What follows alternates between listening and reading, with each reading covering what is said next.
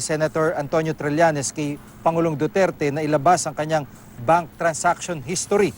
Hinamon din ng Pangulong Senador na patunayan ang kanyang mga paratang at kung hindi ito totoo ay handa raw, at kung ito ay totoo, handa raw magbitiw ang Pangulo. Narito pong report.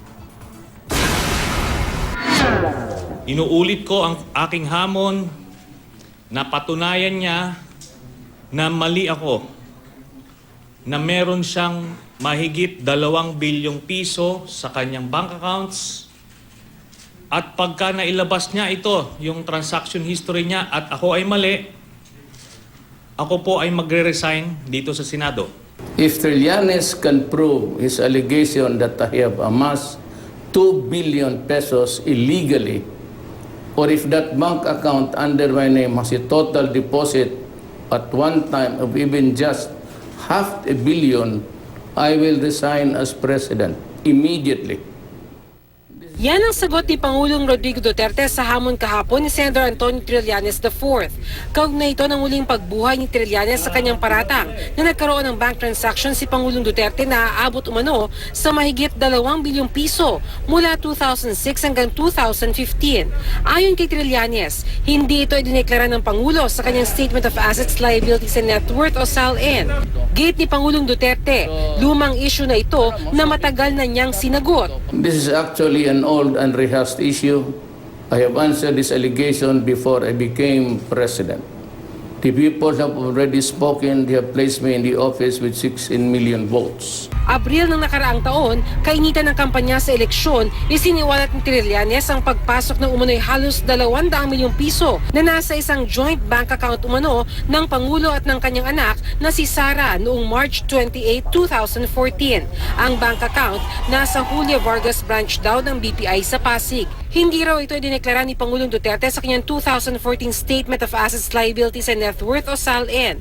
Bukod sa BPI Julia Vargas account, ibinulgar ni Trillanes ang iba pang umano'y bank accounts ni Pangulong Duterte sa 2 pang bangko. Ang mga ito raw nagkaroon ng transaksyon na umabot sa mahigit 2 bilyong piso mula 2006 hanggang 2015. Naglabas ang kampo ni Pangulong Duterte ng bank statement na nagpapakitang 17,000 piso lang ang laman ng account sa Julia Vargas. Noong May 2, nagharap sina Trillanes at ang abogado ni Pangulong Duterte sa BPI Julia Vargas branch.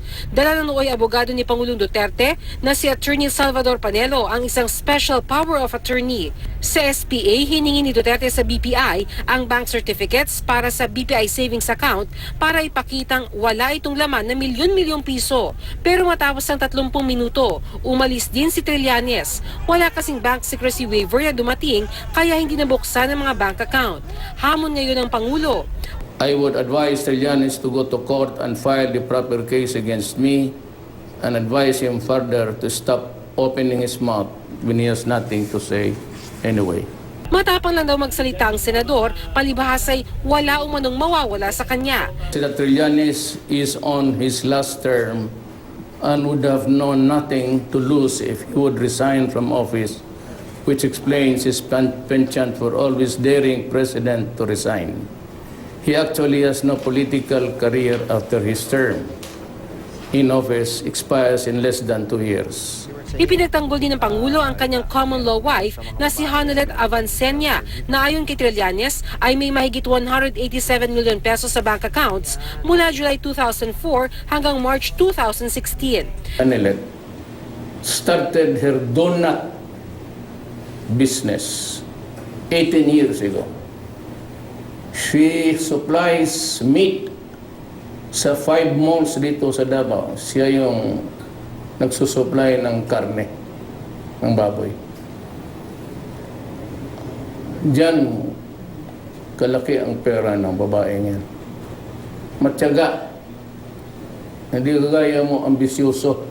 Di rin niya pinalampas ang birada ni Trillanes sa anak niyang si Davao City Mayor Sara Duterte na ayon sa senador ay nagkaroon umano ng mahigit 121 million pesos sa bangko. Must also have forgotten that my daughter Sara is a lawyer by profession and that she earns from this and that, and she has clients who actually pay for her services and not from illegal retainers which Trillanes is so used to so doing. Hindi kami mahirap rin.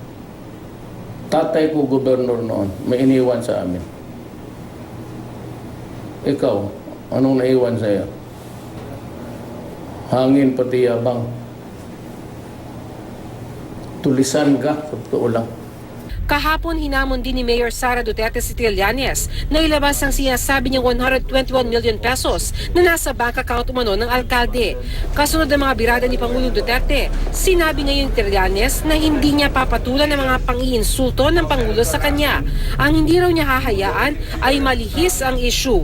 Kaya naman nananawagan na ang senador sa Office of the Ombudsman na bilisan ang investigasyon sa inihain niyang plunder case laban sa Pangulo noong nakaraang taon.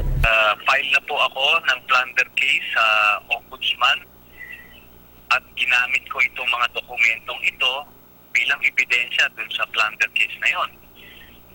May last year ko pa i-final ito at kaya nga nananawagan din ako sa Ombudsman na paspasan na nila itong investigasyon nila dito sa kaso na ito. Sinabi pa ni Trillanes na siya ang magre-resign kung mapatutunayan ng Pangulo na wala siyang itinatagong yaman. Dati na nga raw hiningi ni Trillanes na ilabas ng Pangulo ang kanyang bank transactions. Ngunit tanging account statement lang ang ipinakita ng kampo ni Pangulong Duterte. Tagong nakaw na yaman, tanggapin mo na lang yung aking hamon na ilabas mo yung transaction history ng mga bank accounts mo at kung mali ako sa aking akusasyon na meron kang 2 billion pesos mahigit sa iyong bank accounts, ay magre-resign ako ora mismo. Kung sa huli raw ay si Trillanes ang lumabas na nagsasabi na totoo, ayon sa senador, hindi raw sapat na magbitiw lang si Pangulong Duterte. Hindi lang siya magre-resign. Pag napatunayan natin ito, papakulong pa natin siya. Bernadette Reyes, GMA News.